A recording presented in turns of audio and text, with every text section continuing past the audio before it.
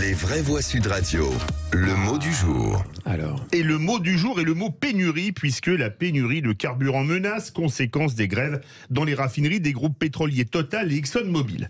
Pour le Larousse, la pénurie est le manque de ce qui est nécessaire et une insuffisance. Pénurie vient du latin penuria, qui vient de penus, qui signifie vivre, les vivres, VRES, provision. Peut-être sommes-nous au début d'une pénurie de carburant, nombre de stations n'ayant ni samplon, ni gazole, ni éthanol à nous proposer. Le journaliste et académicien André Frossard disait « Les esprits sont, en général, moins affamés que les estomacs et ils supportent beaucoup plus gaillardement la pénurie. » Les réservoirs étant les estomacs de nos véhicules et les moteurs n'étant pas réputés pour leur esprit, il va être difficile de les priver du breuvage qui leur permet de rouler, même si nombre d'entre nous pensent que les grévistes dans les raffineries leur pompent l'air, à défaut de nous permettre d'aller à la pompe à essence. Nous avons été des milliers, voire même des millions, c'est du vécu, à avoir à attendre un temps interminable dans une file de voitures s'allongeant minute après minute pour obtenir le précieux liquide que le pétrolier n'avait pas manqué d'augmenter, les gens étant prêts à tout pour mettre quelques litres de carburant dans leur réservoir afin de pouvoir continuer à vivre normalement. Le fait de mettre la pompe dans le réservoir après une si longue attente, pourquoi vous riez, avait même une symbolique quasi érotique, le jaillissement du gasoil ou du samplon équivalent à un simili-orgasme. Ça va zaïr. Vous avez reconnu Philippe Bilger dans le texte.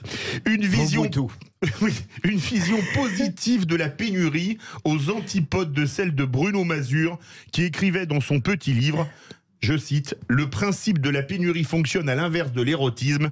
Plus la queue s'allonge, moins la ménagère est contente. » Incroyable. Waouh. Ouais, quel talent, bravo. Vous aimez la pénurie, Philippe Bilger, je suppose. Bien la pénurie. Dans le micro, c'est encore... Mais j'ai un peu regretté que vous tombiez de nouveau dans salafité élégante comme ça. Moi, je sentais que ça allait venir, mais je suis quand même pas le faire. La pompe de réservoir, ça, on a bien une image, la Philippe Delisle. J'ai même pas eu besoin de le dire que déjà, je vous voyais... Mais en fait, on le sentait dans la voix, puisqu'il chantait tellement le P, c'était la pénurie, on s'attendait forcément à quelque chose d'un peu plus sale juste derrière. Et Jean a failli, j'ai vu que non sérieusement, quand on parlait de pénus, vous avez retenu quelque chose. Je travaille mon latin, Philippe Bilger, voilà, je ne loupe jamais une occasion. Un psy comme vous. Jean Dorido est un latiniste distingué, mon cher Philippe Bilger. Quand j'ai le temps, je fais même un peu de grec. Ah, bravo. Magnifique.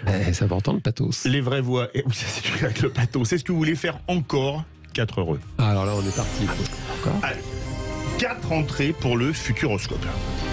Où nous serons avec les vraies voix vendredi en compagnie de Cécile de Ménibus, qu'on embrasse puisqu'elle est un peu souffrante et c'est pour ça qu'elle n'est pas là à cet instant précis.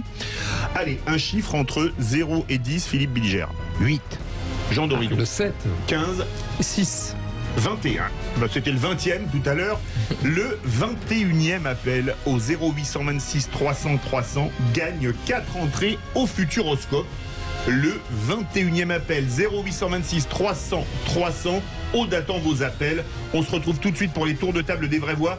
Et on va prendre, si on arrive encore à avoir la liaison, à avoir Kiev en ligne pour faire le point de la situation dans la capitale ukrainienne. Je rappelle que d'après le Kremlin, 75 missiles sont tombés sur l'Ukraine aujourd'hui, sur les villes et les objectifs stratégiques.